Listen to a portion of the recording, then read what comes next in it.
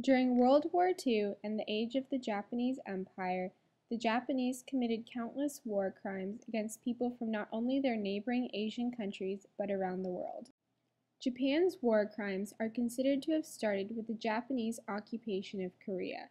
This occupation started with the annexation of Korea by Japan in 1910 and included the exploitation and mistreatment of many Korean people. This cruelty continued through World War II, and many Korean civilians were subjected to crimes against humanity.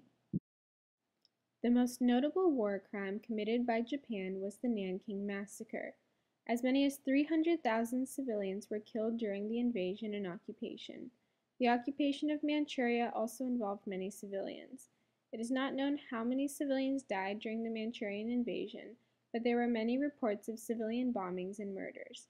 The atrocities committed during the massacre and invasion include brutal killing, torture, and rape. The Japanese military also forced many women from both Asia, most notably Korea and China, and the Allied nations into prostitution.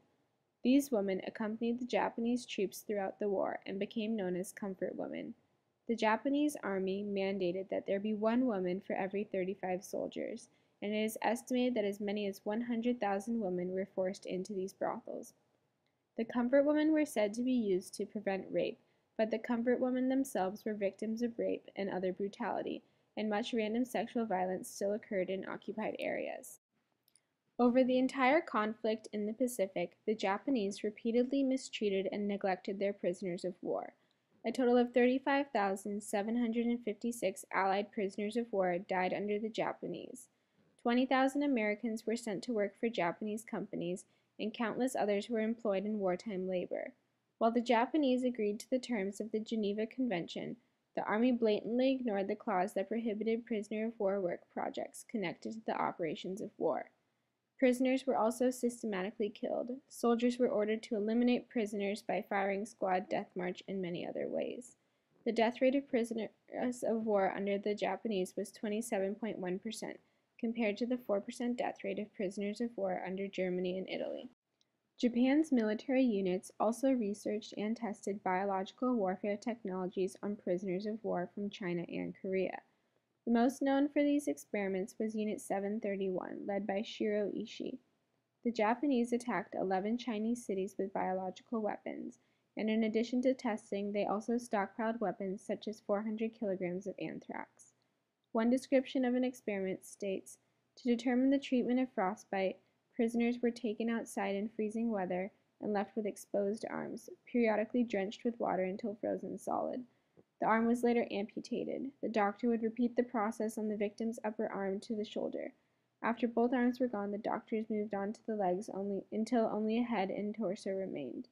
The victim was then used for plague and pathogens experiments."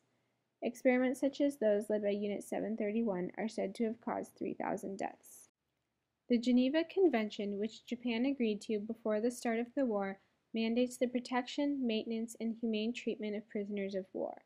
The convention also protects the rights and safety of civilians in the hands of enemy forces during wartime. It is clear that the Japanese broke countless international laws regarding prisoners of war and civilians in wartime. A tribunal was valid and necessary to bring about justice for the atrocities committed during the war in the Pacific. In addition to the foundations set by the Geneva Convention, Japan also agreed to the Biological Weapons Convention in 1972. This convention prohibited stockpiling biological agents for military purposes and research on these areas. While the Japanese faced tribunals overseen by the Allied powers after the war, the proceedings neglected the crimes committed against humanity.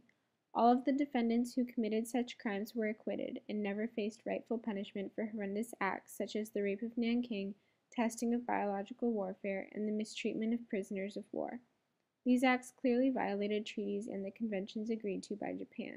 Though many Japanese were punished, many of the leaders and officials who commanded the Japanese soldiers were not punished to the magnitude that they should have been. One example is the leaders of Unit 731, who were granted immunity in return for the information their experiments gathered. Our tribunal would argue that these leaders should be rightfully charged for the crimes against humanity that they committed.